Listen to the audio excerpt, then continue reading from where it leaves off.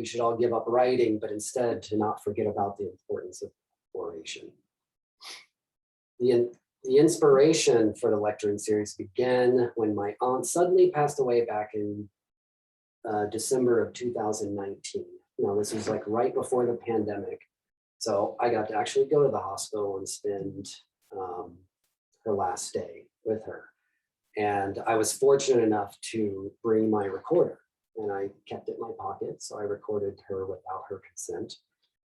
And it turned out that these conversations were her last moments, because she ended up passing away that evening. And during our discussions, she had noted that this lectern was her most prized possession, and she expected it to be tossed. My aunt taught speech, debate, and theater for 44 years at a high school in Poseyville, Indiana, which is just at the southern tip of Indiana. And therefore, she cherished the lectern and what it symbolized because it typified her profession. So moving forward, Holly's going to give an introduction and introduce Eddie. And yeah, that's it.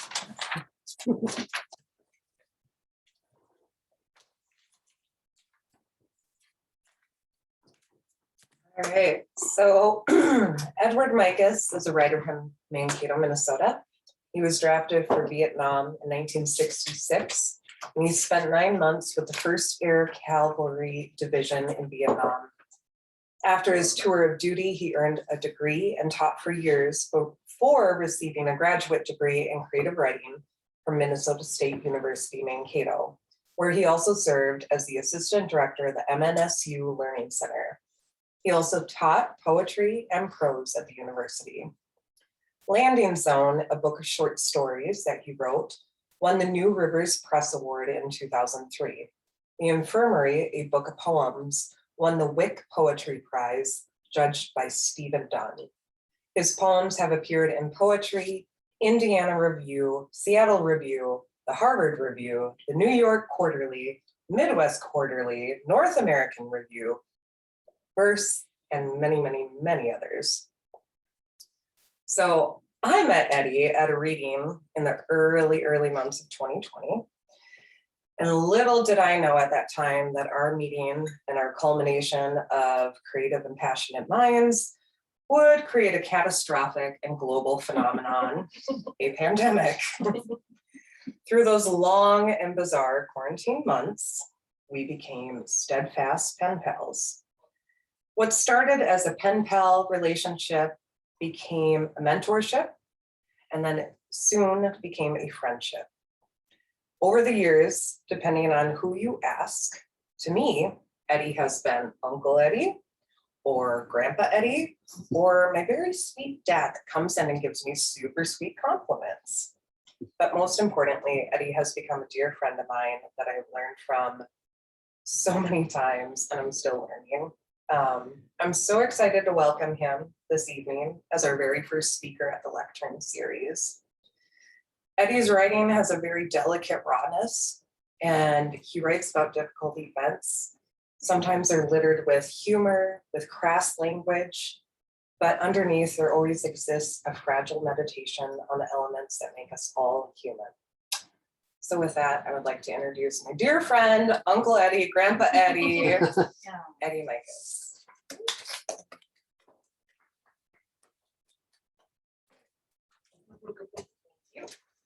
Well, nice to see you all. Thanks for coming. Want me to move the candle so you can get your wine up there? First things first.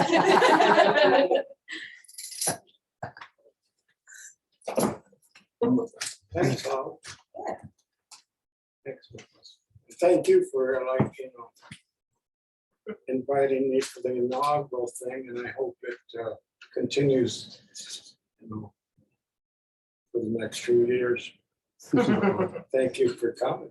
It's nice to see you. So,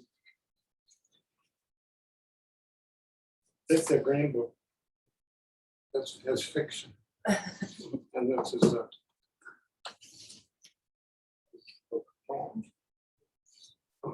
Al's in the MFA, of course, Holly, who else? You guys are? That's us. Okay. You guys knew each other then? huh? Mhm, Oh, yeah. okay. Well, here we go, so we decided what we're gonna do here. Yeah, I picked the list right And guess what? I forgot what, I'll do it later. You wanna do crows later? I'll do crows. Holly's gonna read crows later. So I'm gonna read Chickpeas. It's just a short piece, you know, it's fiction, and I better read something for the gals up at the home with me. The girls there, so they might catch this later on. I know. Chickpeas. In a co-op off Nicollet Avenue in the middle of the block with a yellow awning and a canary in one window. Had only stepped in from the rain, my life clipping along just fine. This small shop was crammed with everything ever grown or dried. From avocados to herbal tea, and between the squash and new potatoes, this lovely woman in an apron holding a ripe squash in her hand, her eyes the color of chickpeas. Okay, don't stare, my just fine wife said to me. The rain has stopped. The next day I was back and went up to her and said, some of these, please. And held open the bag while she scooped them in. One of Holly's favorite words is scooped. I will still have that first pound of lentils sitting in the dark of a cupboard somewhere waiting for Godot. Tuesday it was cornmeal and rock salt. Wednesday, a string of garlic that hung above her head. 2 days later, eggplants on Thursday to learn Thursday was her day off, that her name was Anna. And Friday, she smiled me back my change and said, nice to see you again. All the next week this went on. Isn't it odd how a man will go up to his neck in quicksand before he'll go up to a woman? Okay, it would be Monday then, late Monday, with the scrap of wind caught in the awning, dusk with its small hand on the glass, and she was huddled over a bin of something I didn't know the name for. When she looked at me, she brushed away the hair from her eyes with the back of her hand, and she was so beautiful.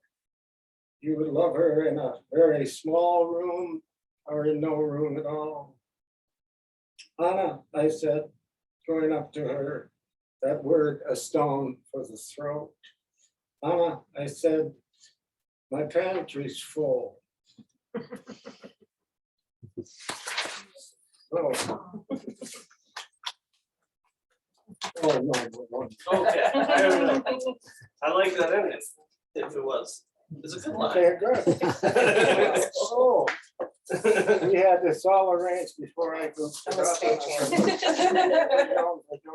So gotta get a bar poem in there. So Danny's Bar is in New Ulm. It was in New Ulm, Minnesota, downtown. Danny's Bar. Danny Baronick was a friend of mine. So Danny's Bar, it's got a Hugo flavor to it also. And Kelly. Yes. You're a Missoula gal, right? I am. I hope you read a little Hugo. Danny's Bar. One step in the door, you know the place you're looking for. Last week's smoke clots of yellow light and yellow beer, weather for the eye and throat. 4 old timers in a corner playing cards. One guy can't hear, another guy yelling in his better ear, the queens are dead. Rummy brings them in at noon. Whiskey keeps them there past supper. A drunk is sleeping on the bar, or he's dead from eating turkey gizzards. 4 eggs swimming in a jar, no spitting on the floor. Danny could be mayor, You get the local politics or Tammy Wynette, 3 for a quarter. There's local beer and whiskey back. Every third drink free, stranger. The gal who lives above the bar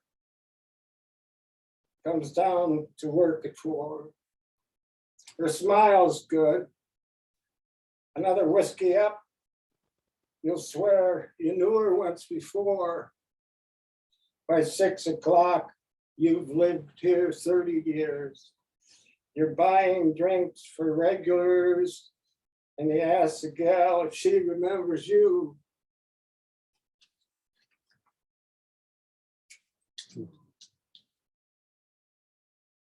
I grew up Catholic. How about you? Guilty. Oh, boy. Always guilty. Yeah, full of it. Actually, I went to the seminary. Well, the minor seminary in Sioux City, Iowa, 9th grade. But I got kicked out. I think I lasted 2 weeks. Wow. But when I was young, we would go to the YMCA. What year was that? Oh, God.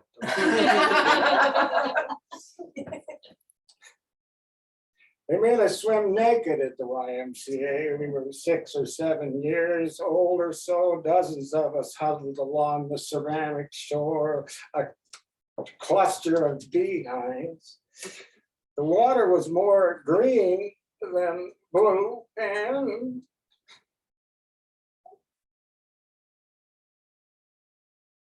we gathered under a primordial mist.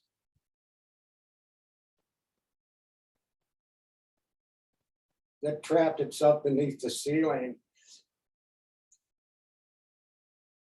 We turned into little 4-oared boats with peckers for rudders. But some sea in us already knew who we were, and we took to water like lemmings, bumping again and again into each other, so many limbs flapping about in that little pool. We tried to drown the weak. We squashed Leslie Morgan against the side of the pool until he hollered, "Uncle."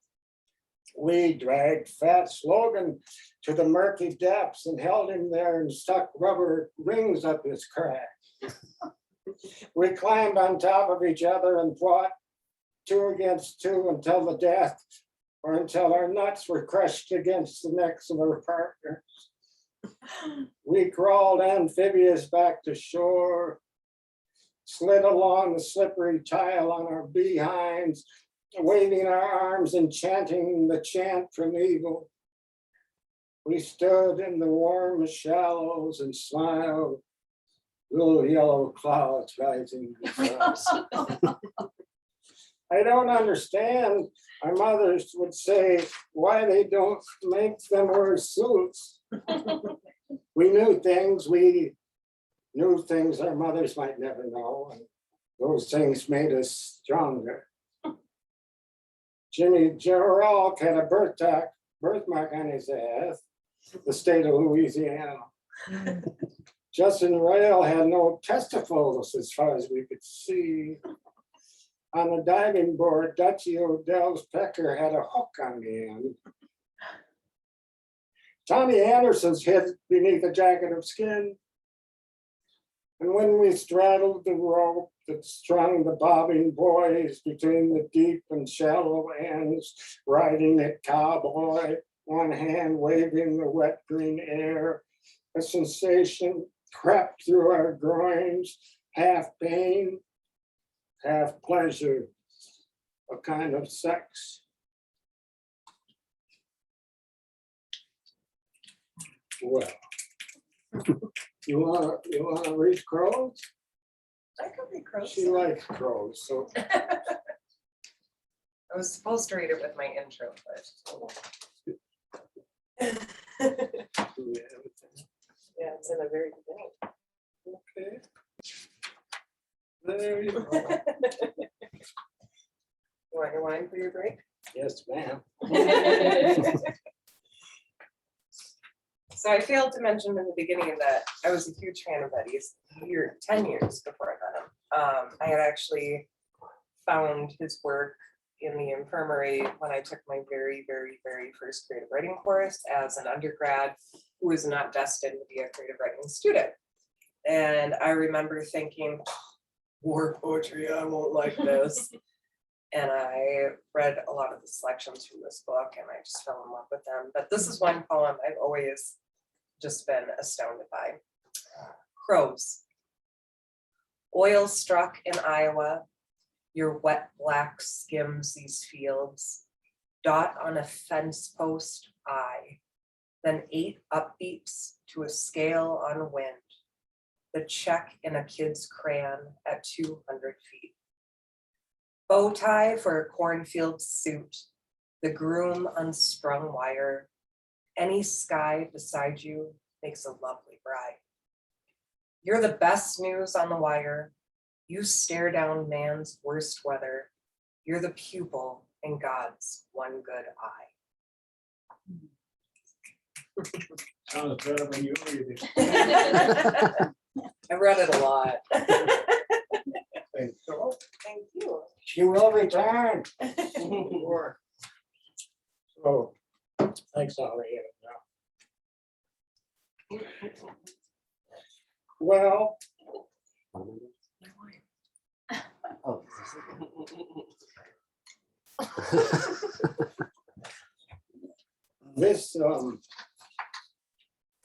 this piece is a botched bill now, Not botched. bastardized, no Sion. No Sion. Got it. Got it. Got it? Yeah, you got it. Yeah, you got it. The pianist, prisoner on the Isle of St. Joseph. The Devil's Island, there were 3 islands, and St. Joseph was the worst. See, political prisoners went there, and religious prisoners, etc. So the pianist, prisoner on the Isle of St. Joseph. One sorry glance could tell you this prison was built on hatred, stone, and irony, a showcase of man's inhumanity.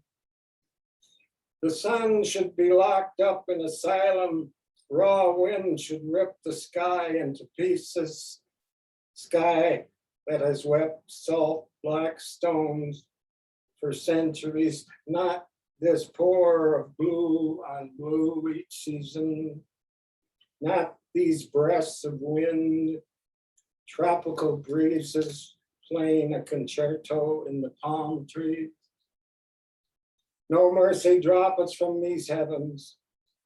They tossed him to a cell on the island for political beliefs, his religion.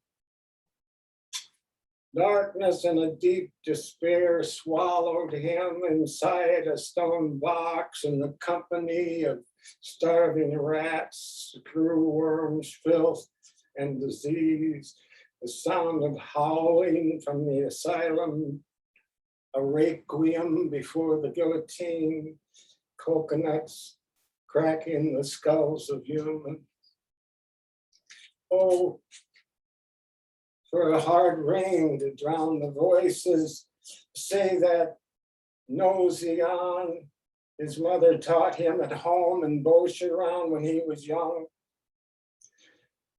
What could save him? Not the prayers of French priests, the hymns of lepers on the Moroni, Saint Therese, Saint Debozy, or Jesus.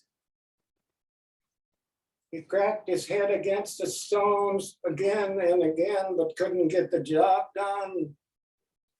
2 guards with truncheons finished it for him, fed him to the sharks off Devil's Island. What would one man do to another for the love of atrocity? He left an opus scratched on the prison floor while on his knees, with odd pieces and slivers of black stone, a nosy on. No, see, you see. No, Sam.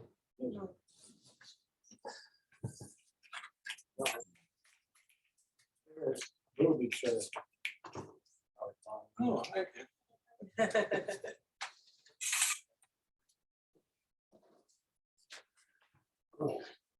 sure.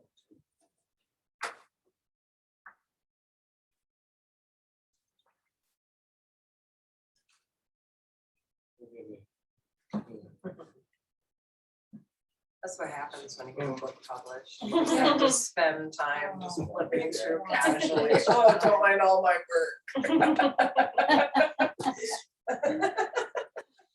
I didn't think we put this on the list, but it's called Picture Story Auschwitz. One thing that pleased me about this poem was that I think it was a New York Quarterly took it, and the editor was Jewish. And I'm guessing she was bombarded with, Holocaust poems. So when this was taken, I was proud of it. Picture Story Auschwitz. She's 7, say, as pretty as any to come off the train in her cotton pinafore, the kind that mothers make. She's 7 in September, say, on a Sunday, why not? When a hard rain comes out of the Balkans and shudders the camp. When there are voices in the wire and God has made them. You would have the commandant, the one with the swagger stick, step up and say, go home, all of you. We have something better to do. You would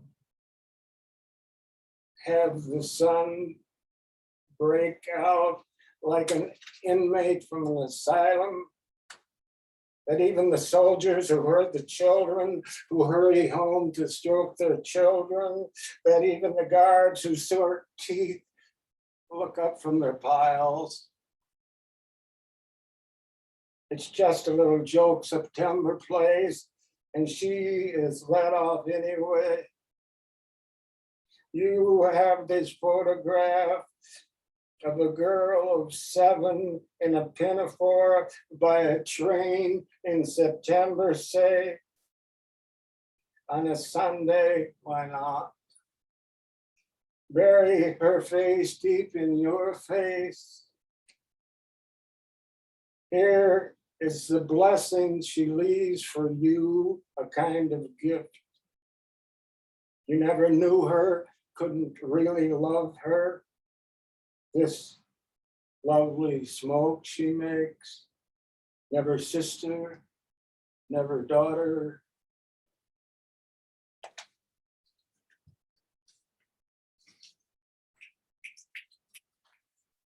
Oh, booby trap. The booby traps. A filling of nail, a flavor of screw, a scrap from a Huey or B-52, a thin metal crust in a black powder roux, a kind of pot pie or a homemade stew served up hot on a trail, no invitation needed, the table set just for you.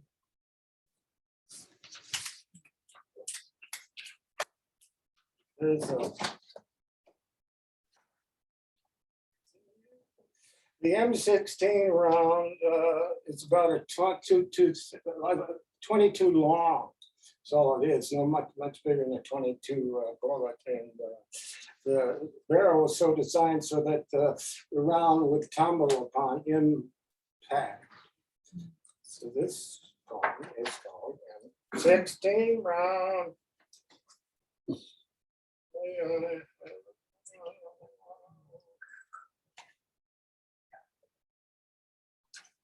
Forgive me here, I'll explain it to you. It's back. You didn't? Should be okay. Oh, shit. Nam was away, Dakota's life. Not just boys, you know. There were one chapter of this book that Holly and I kind of get arranged here is devoted to the nurses, the lovely nurses. Some of those triage nurses were at the scene. They saw probably more than the average GI. So God bless them. And I wonder how many more Vietnam veterans have taken their lives by 10 or 20. And you know, a goodly number were nurses. Their mothers and their sisters and their brothers. M16 rounds. So the barrel was spiraled somehow so that the round would tumble in a little gymnast. How you spin, how the flesh applauds when you tumble in, ricochet off bone. You're a perfect 10. One blink and an ambushed eye, you're already there. You're the quiet in the dead boy's ear.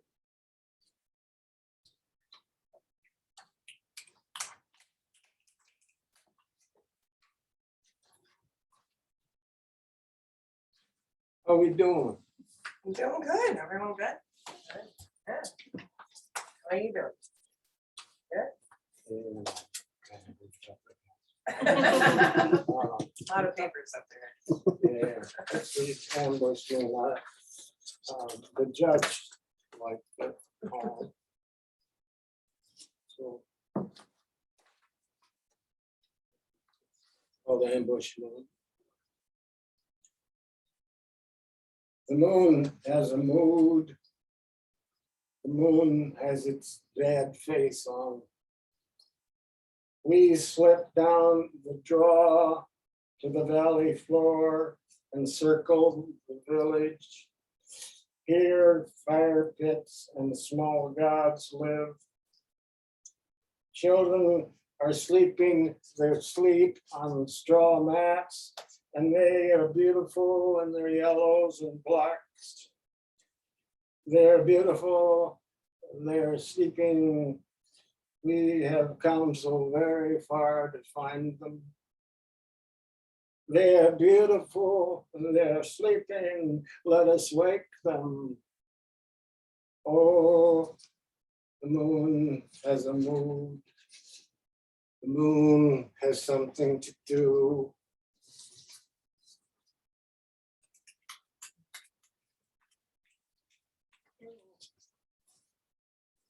So, you want to read the blind cat? I'll read the line. Penelope the blind cat. You have it.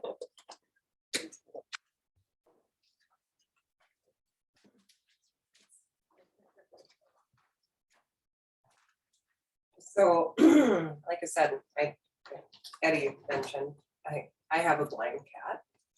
And Eddie and my blind cat get along very well. And I'm actually a little disappointed and offended that you wrote my cat a poem before I think you wrote me a poem. Unless that witch poem was about me. I don't, you never clarified. All right, so one blind cat. She's that kitten stuck in a bag, her luck as black as her fur, her world. She's crossed her own path. 3 months after birthlight, a virus in disguise, bedded in her sockets, bred a million spiral mouths, ravenous as a newborn.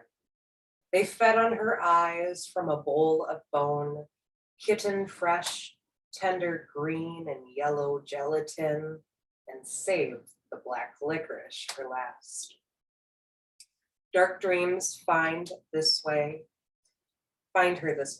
hiding under a bed, sleeping or awake. A corona floats above her, vague as a membrane, blurred white ghost and memory. Her last light trickles through the lenses. The veterinarian's single eye, glassed over, dulls to a distant star. His scalpel blinks, a plastic hand descends, clips her webbings, scoops out the goo with a silver spoon, stitches the eyelids to the final dark. She listens for footsteps on the stair, a turn of the knob, the key, clicking, the scent from heaven, lilac or Chanel. A voice on the air, the back of a hand, fingertips full of love, love, and light. I love it. Yeah, thank you.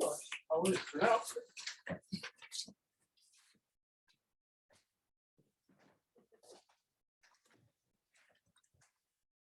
Just need a couple more, huh? Yeah, Right. And, and they do knots. pardon?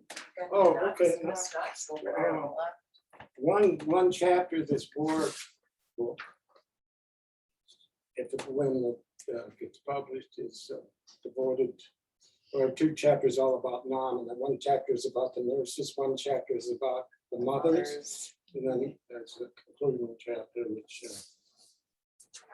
I'll read the last poem in the book for you. This one is for all the mothers, the grief they carry, still do, you know, the lovers, the friends. It's called Knots.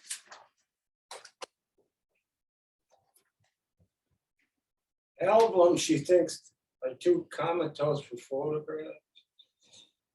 She keeps this picture of him in a corner of the bathroom mirror. His crooked smile and his blue eyes, 20 years frozen in the mirror, still charm her, the mother alchemist.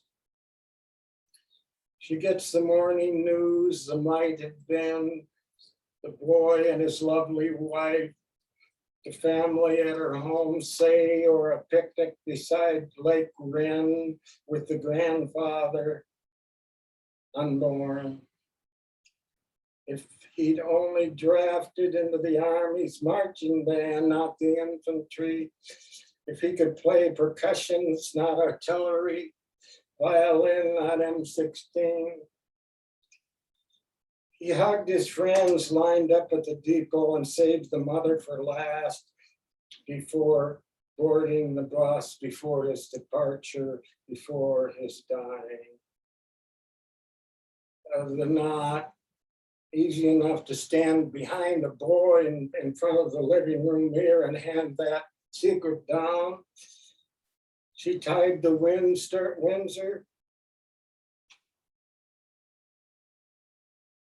The only knot she knew. Turned his collar down and straightened it there. She said, how's that? Mom, he said, it needs to be a 4 in hand. What's that? Army regulation. Whoa, she rubbed his buzzed head. Are there spies about in the depots and airports? You're funny, mother. This will do, thank you.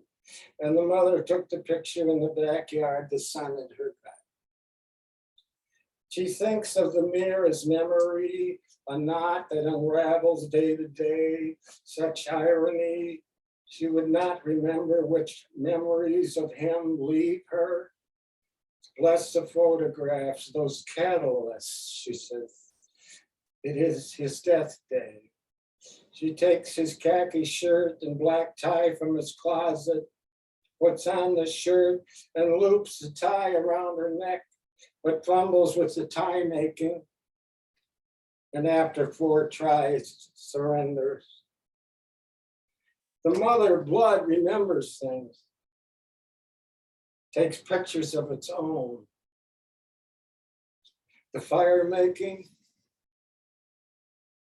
it has that one. The shaping of spear and arrow, the flaking of stone against stone, the forging, the bow straightened and feathered, the hunt with the 2 sons, their first, the hunt for their own kind, a brief occurrence at the edge of the forest, the spear through the body of the youngest boy, the long trek home. And the mothers squatting in caves. The mothers always waiting in the thin light, squatting about the fire, the terrible mothers, turning their hearts on sticks. So, finish this. One more. Yeah, Yeah, so we so we shot. Okay. Okay. Glasses are falling apart. Yeah.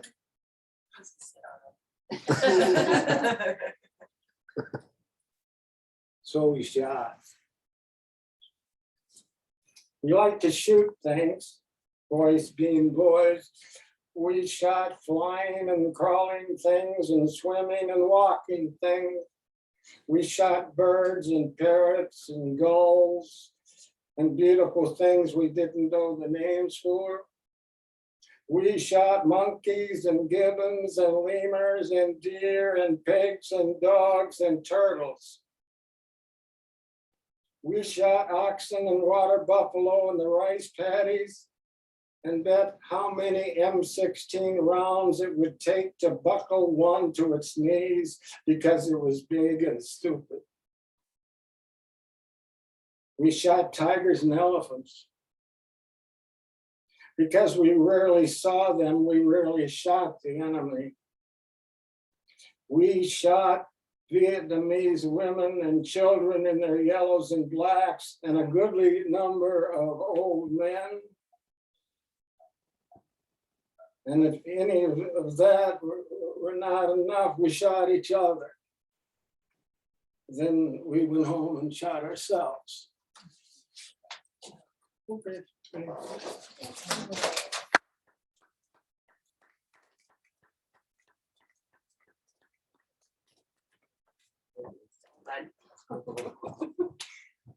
So I'll give an official sign off since we have a digital universe, but if anyone would be interested in presenting a lectern talk or speech or reading, you can visit us at www.thelecternseries.com. You can follow us on Facebook.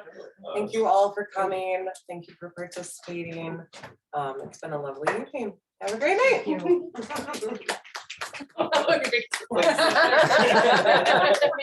Swag.